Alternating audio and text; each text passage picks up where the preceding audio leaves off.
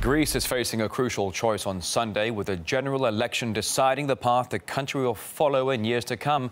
Maria Fanoshina reports. Marina serves breakfast for her 10-year-old son, George. A meagre one, like they've all been in the years of crisis in Greece. Every day, she says, is a little worse. How do I feel? I feel betrayed, because they took my life from me and my right to be a human being. Every citizen in every country has rights and obligations. In the last few years, we only had obligations and no rights, and that makes me angry.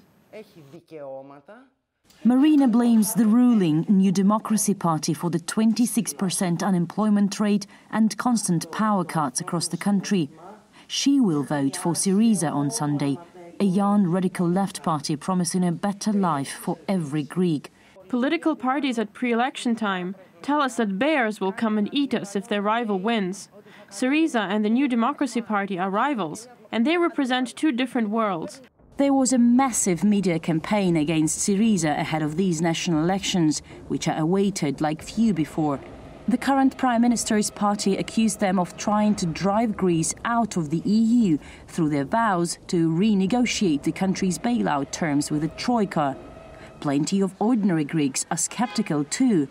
They call their promises empty and plans unrealistic. Dionysia is one of them.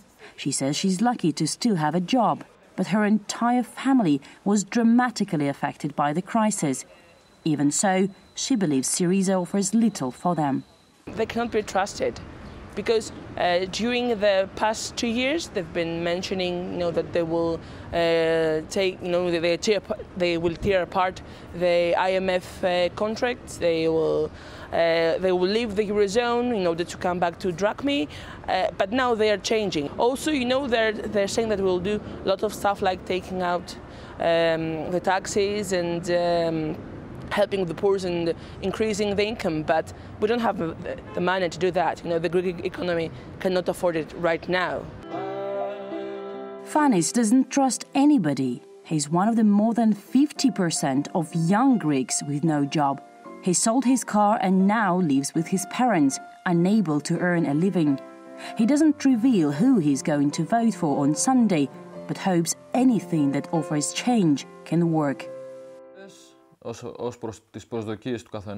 Surely I had to postpone many things and expectations, myself and all of us. But we always need hope despite all the difficulties.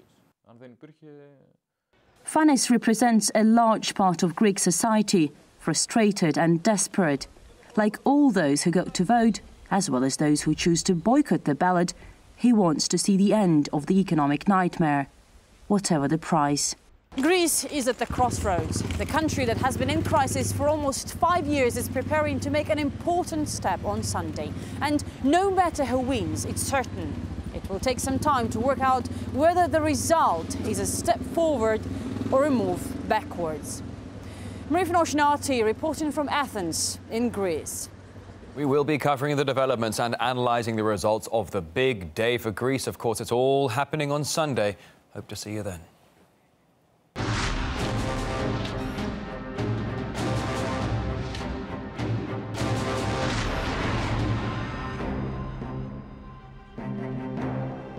Greece is facing a crucial choice on Sunday, with a general election deciding the path the country will follow in years to come. Maria Fanoshina reports. Marina serves breakfast for her 10-year-old son, George. A meagre one, like they've all been in the years of crisis in Greece. Every day, she says, is a little worse. How do I feel? I feel betrayed, because they took my life from me and my right to be a human being. Every citizen in every country has rights and obligations. In the last few years, we only had obligations and no rights, and that makes me angry. Marina blames the ruling New Democracy Party for the 26% unemployment rate and constant power cuts across the country. She will vote for Syriza on Sunday, a young radical left party promising a better life for every Greek. Political parties at pre-election time tell us that bears will come and eat us if their rival wins.